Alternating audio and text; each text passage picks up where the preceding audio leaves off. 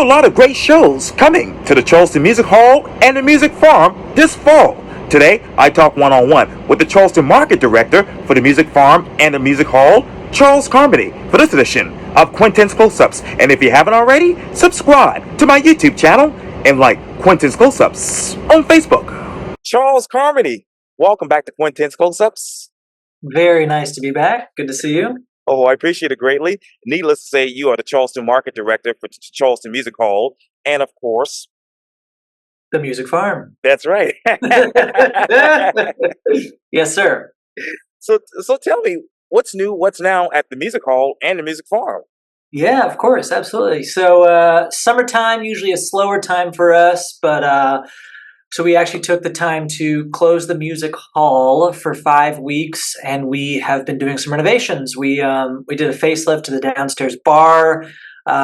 We have, and the really exciting thing is we have put new box seats into the balcony. So there are 2 sections with 50 seats, sections G and I. We've pulled those out, and we've put private boxes in its place. So there are 12 boxes now. 2 6-person boxes, 6 4-person boxes, and 4 2-person boxes. And what's cool is, so these boxes are, they're best seats in the house. It's going to be really comfortable seating with cup holders, and the seats are very nice, made actually in Landrum, South Carolina. And you're going to get a special entry, and then also you get a server. So you don't have to wait in a bar line. You can go right to your seat. The server will come to you and bring you concessions throughout the evening. Wow. So this is a silly question, Charles, but how many people do you expect to come to the Music Hall now that you have these new additions? Oh, I hope it attracts even more. I mean, we had about 125,000 patrons through our doors last year. I expect us to do about that, maybe close to 150 this year, which is phenomenal. Yes. And these boxes, we're reopening August 10th. So that's the first show with the boxes. And they're selling really well. I've got 60% sold for all upcoming shows. So feeling good. Feeling good. Hey, you talk about those shows. So how many shows do you expect to have this fall? At the Music Hall, we are doing about 210 shows this year, so we probably got another 100 to go. And at the farm, we're doing about 280, which is wild. So between the 2 rooms, almost 500 shows. Yeah. I know, obviously, you and your team do a stellar job. What more resources do you want to have to be able to fulfill that with those shows that you have coming to the Music Hall and the Music Farm? Yeah, thankfully we've got an amazing team.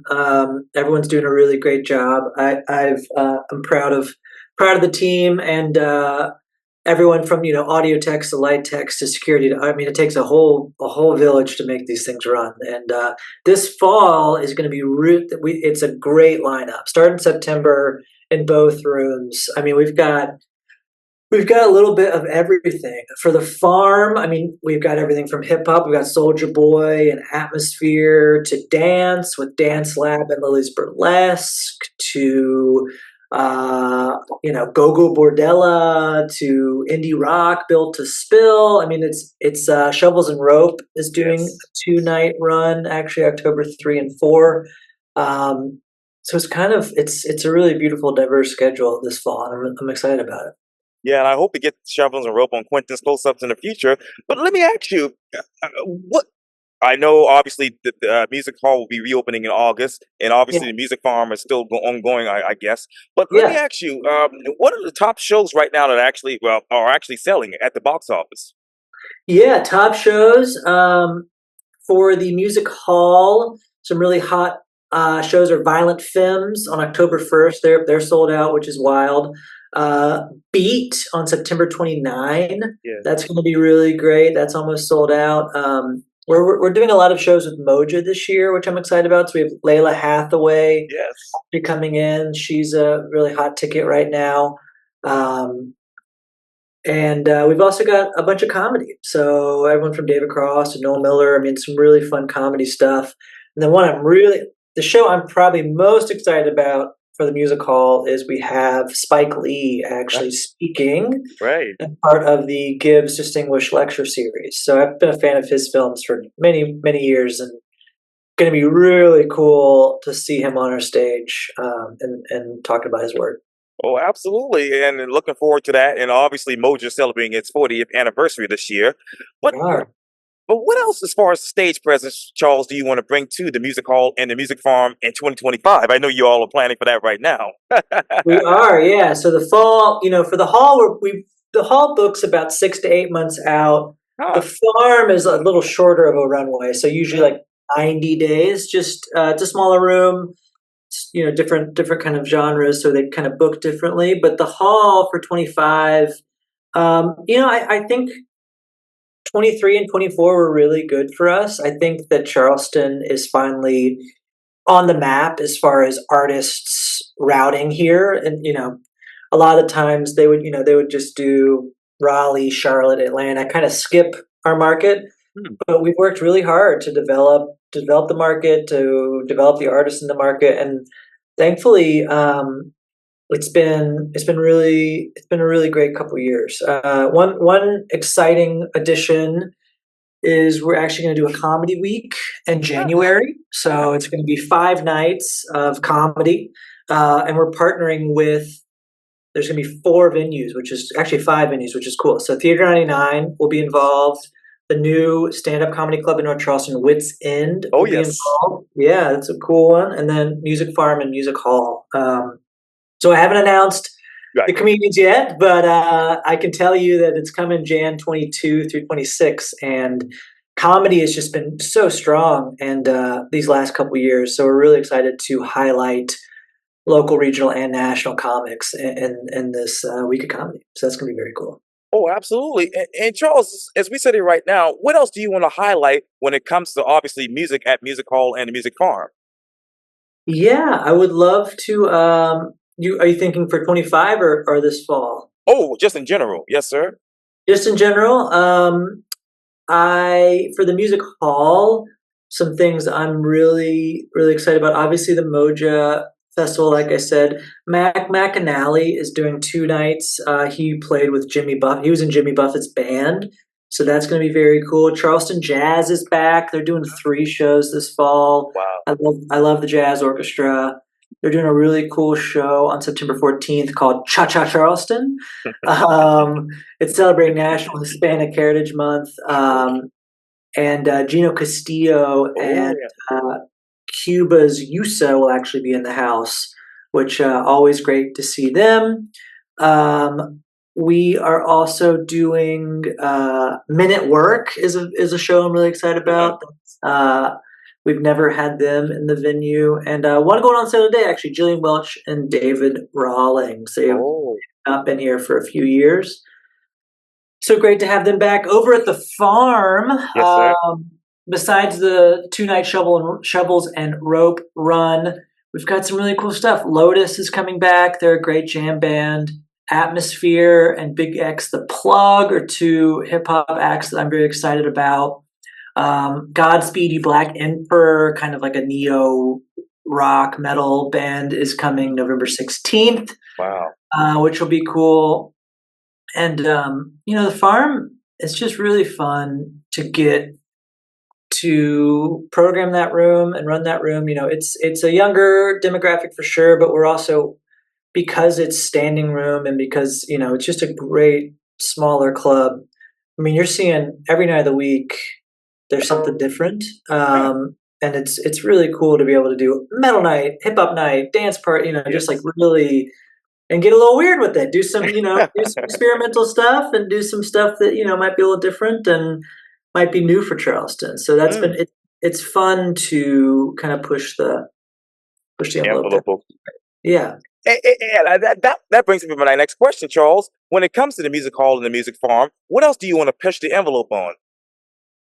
Yeah, that's a great question. I met with an amazing Indian musician this morning called Nirmala Rajasakar, and we were talking for a long time just about global music specifically, and I think that's definitely something I want to see more of in Charleston is music from all over the world. I mean, not just the U.S. Right. Um, we've got a great show this Saturday at the Poorhouse. Not my show, but I'm Right. excited. They're coming. A BBO sound machine from South Africa is going to be very cool. And there's a lot of great global artists right now from different countries that I would love to get here. So that's definitely something I want to focus on. And then continuing to focus on diversifying the lineups. I think we're in a really unique landscape as far as music right now. I think it's more diverse than it ever has been. I think everyone from Beyonce to all the way down are breaking the genre barriers. Beyonce putting out a country album to all the. We've always put genres in these kind of well-defined walls, and it's really nice to see that breaking and artists collaborating and do all kinds of stuff. So yeah, just wanting to stay on top of that, and I growing up in Charleston, I would always see these shows, these really cool shows go, like I said, Atlanta, Raleigh, Asheville, and I always was so bummed because, I had school or I had to work, I could never get to them. So it was when I got the position I got, it was always my goal to I really want to see some of these new acts, and these acts are really exciting, start coming here. And so that's always my big push is really working with not just our venues and other venues in the city, but tying us into other cities, to help connect the dots and get these artists to Charleston. Oh, yes, sir. And of course, since you have taken that position, you have become one of the most influential people in Charleston. So we appreciate your hard work to the community as well. But Or let me ask you this one last question, Charles. What other genre barriers do you want to break with your platform at the Music Hall and the Music Farm? yeah, that's a great question. I I would like to break all the genre barriers, but I really I think specifically, um, metal and hip hop have been two genres that have kind of been underrepresented within the uh, venue scene. So those are two that we're really developing at the farm, and also seeing them do very well. I have been introduced to this scene that I just didn't know much about, the metal scene specifically. Um, and it's a great community. The bands, they all know each other, swapping members. They're really collaborative, and it's been really cool to see how excited people are by a lot of these artists.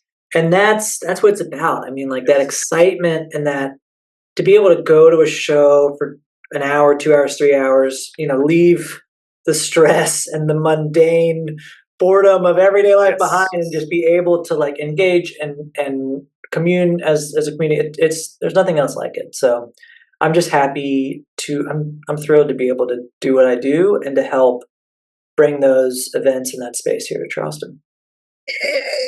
Speaking of space, Charles, what other notable venues around Charleston do you want the Music Hall and the Music Farm to actually collaborate with in the future? Yeah, great question. We're in a really unique time. We've got more venues than I think we ever have had in the history of our city, which is not a bad thing. I think that Riviera is one for sure. They're a 450 capacity. I think that can be a great development room for artists, and also just a great smaller listening room. I think Scotty Fryer's doing a really great job at the Windjammer. They have a beach stage, which is super fun, and artists and fans are loving it. I think Alex Harris is doing a great job over at the Poorhouse, developing local artists on the back deck to bring in some really cool, cool artists on his main stage. It's great to have Firefly now. They're 5,000 capacity. We just haven't had that size before. And I think you're seeing, some unique stuff there. One great example is Chapel Roan. We booked her at the Music Hall back in May, and she sold out so quickly. So we called up Firefly and we said, "Hey, she is hot." So we put her at Firefly, and she sold 5,000 tickets. That, just to be able to collaborate and do that is really cool. So yeah, I'm really happy with our venue landscape at the moment. At the moment. And what do you see that landscape heading in the next 5 to 10 years? I think it's growing. I do. I think, as you know, I mean, Charleston's changing for better or worse. I think mostly for better. And it's Charleston is growing. And I think with that growth, there is a higher demand for art and entertainment. And my hope is that we can continue to grow with the city and be able to offer more opportunity for people to engage with art and entertainment. Charles Carmody with the Charleston Music Hall and the Charleston Music Farm. Thank you for your time. And again, welcome back to Quintin's Close Ups. Thank you. It's great to see you. And yeah, I always appreciate the time. Likewise.